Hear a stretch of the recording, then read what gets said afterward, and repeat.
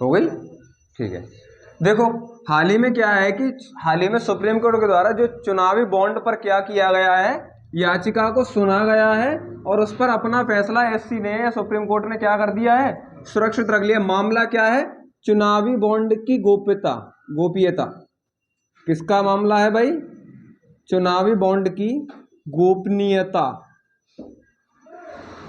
यानी कि चुनावी बॉन्ड की गोपनीयता को कैसे बनाए रखा जाना चाहिए, ठीक है। दूसरी बात क्या है कि वास्तव में देखा जाए तो हमारा जो काम का पॉइंट है वो ये है कि भाई चुनावी बॉन्ड क्या होते हैं।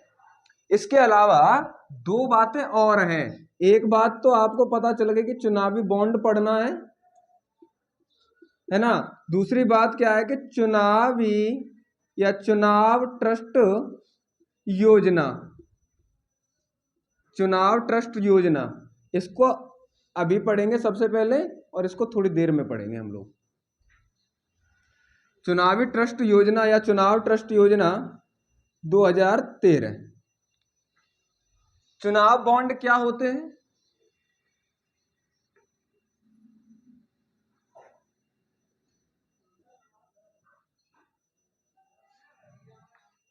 तो मैंने क्या कहा कि मैंने एक दिन आपको बताया था कि चुनावी बॉन्डों की जो राशि है वो कैसे कैसे होगी।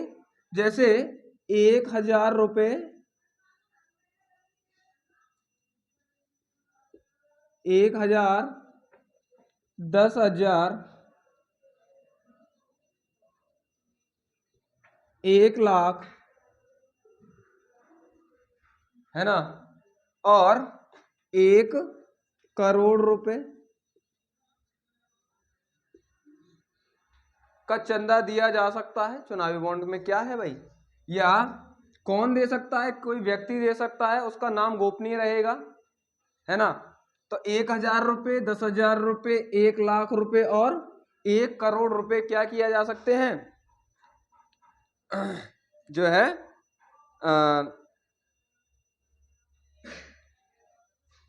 दिए जा सकते हैं। इसमें 10 लाख की सीमा और है भाई, यहीं पर डालेंगे आप लोग कितना, 10 लाख रुपए, 10 लाख रुपए और डालेंगे यहाँ पर। 1,000 रुपये, 10,000 रुपये और 10 लाख रुपए और 1 करोड़ रुपया, तो ये जारी है ना। दूसरी बात क्या है, चुनावी बॉन्ड की सीमा क्या है, यानी कि वैधता क्या है, वैधता की सीमा, वैधता की सीमा। तो वैधता की सीमा मात्र कितने हैं, मात्र जारी करने का अधिकार किसका होगा, स्टेट बैंक का। किसका अधिकार होगा, स्टेट बैंक का। मात्रा या वैधता की सीमा, इसकी जारी करने की जो तिथि होगी वो कितनी होगी, जारी करने से 15 दिन तक, जारी करने से, वैधता की सीमा जारी करने से 15 दिनों तक। कहां से कौन जारी कर सकता है, तो जारीकर्ता कौन है, स्टेट बैंक या SBI, state bank of India. जारीकर्ता कौन है इसका। अगर मैं कहूं आपसे, तो पहली बात तो ये ध्यान रखना कि जो है चुनावी बॉन्ड जारी किए जा सकते हैं 1,000 रुपये, 10,000 रुपये का चुनावी बॉन्ड जारी किया जा सकता है, 1,00,000 रुपये का चुनावी बॉन्ड जारी किया है, 10 लाख रुपए का किया जा सकता है और 1 करोड़ का किया जा सकता है। इसके अलावा वैधता की सीमा क्या है, जारी करने से केवल कितने दिनों तक वैध रहेगा, ये मात्र 15 दिनों तक वैध रहेगा। इसके अलावा जारीकर्ता कौन है, स्टेट बैंक ऑफ इंडिया। ध्यान रखना, जो जारी बॉन्ड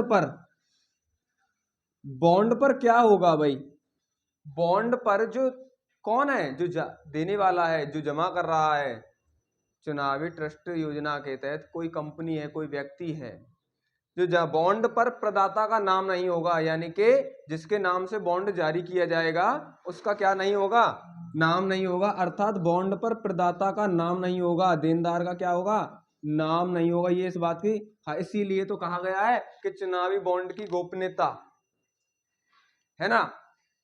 दूसरी बात क्या है कि चुनावी बॉन्ड किस लिए लाई गई, उद्देश्य क्या है इसका, चुनावी बॉन्ड का उद्देश्य क्या है, उद्देश्य, तो उद्देश्य है भाई इसका चुनावों में पारदर्शिता लाना, चुनावों में भ्रष्टाचार को रोकना। पहला है चुनावों में पारदर्शिता लाना,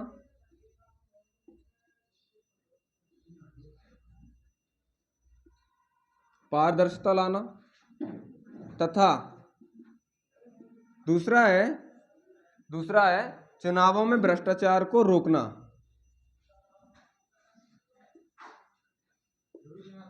नमस्ते भाई। भ्रष्टाचार को रोकना।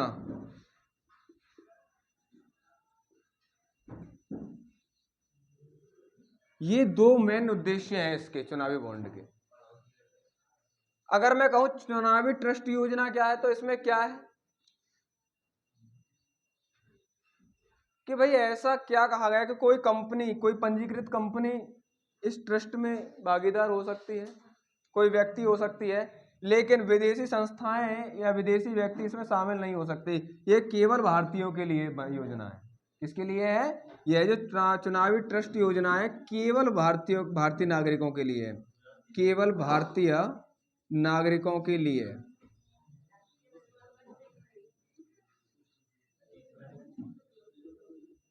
ठीक है, क्या है, क्या बात? हाँ 2013 ही है। अच्छा, अगर मैं कहूं चुनावी ट्रस्ट योजना के तहत, क्योंकि मामला है तो किसको लेकर है? आयकर को लेकर भी तो होगा। तो वही धारा कौन सा? आयकर अधिनियम 1961 और आयकर नियम 1962 जो आया बाद में, तो उसके तहत भी काम किया जाएगा इस पर। तो चुनावी बॉन्ड, बात समझ में आई कि चुनावी बॉन्ड क्या होते हैं? तो चुनावी बॉन्ड क्या है? 1000, 10,000, 1,00,000, 10,00,000 और 1 करोड़ रुपए तक के चुनावी बॉन्ड जारी किए जा सकते हैं। जारीकर्ता स्टेट बैंक ऑफ इंडिया होगा। वैधता की सीमा जारी करने से 15 दिनों तक होगी। इसके अलावा बॉन्ड पर प्रदाता का नाम नहीं होगा, नाम नहीं होगा। हाँ, क्या हुआ? चलिए, अच्छा उद्देश्य क्या है? उद्देश्य आपने समझ लिया। चर्चा में क्यों है तो आपको पता ही है कि भाई चुनावी बॉन्ड पर फैसला क्या कर लिया है सुप्रीम कोर्ट ने? सुरक्षित रख लिया है। और मैं इसको ऐसे भी तो थोड़ा कह सकता हूं भाई, ऐसे नहीं कह सकता क्या कि चुनावी बॉन्ड राजनीतिक दलों के लिए चंदे के रूप में एक वित्तीय साधन है? क्या मैं कह नहीं सकता इस बात को? अगर मैं ये नहीं कह सकता कि चुनावी बॉन्ड एक प्रकार का चंदा है जो राजनीतिक दलों के लिए वित्तीय साधन है? भाई राजनीतिक दलों के लिए पैसे का साधन बन रहा है कि नहीं बन रहा है? तो मैं कह सकता हूं इस बात को भी भाई। अगर क्या है, वह आपसे यह जानना चाह रहा है कि क्या है, यहां से नहीं बात समझ में आ रही है तो यहां से देख लो। इसको थोड़ा रफ कर दो,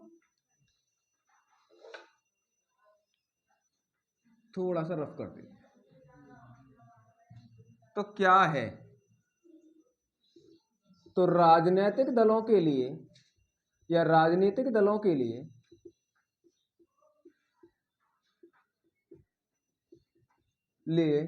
चंदा है जो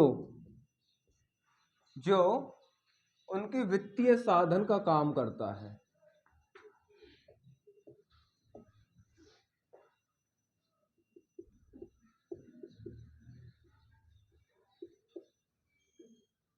साधन का काम करता है। मैंने क्या बताया? अब नगद चंदे की जो सीमा है भाई, नगद चंदे की जो सीमा है वो कितनी है? मात्र, ध्यान रखना, यानी कि अब क्या है कि कोई भी पहले करोड़ों रुपए दे देते थे राजनीतिक दलों को। अब जो नगद चंदे की सीमा है ना, जो नगद चंदा है अलग से अगर इसको देखें तो मात्र 2,000 रुपए कैश में दिए जा सकते हैं बस। 2,000 रुपए से यदि किसी राजनीतिक दल को पैसा चाहिए तो मात्र उसको कितना दिया जा सकता है? मात्र 2,000 रुपए नगद में। एक व्यक्ति कितने रुपए दे सकता है? 2,000 रुपए दे सकता है। तो ये तो था आपका थोड़ा सा चुनावी बॉन्ड के बारे में हमने चर्चा की है। अगला देखते हैं क्या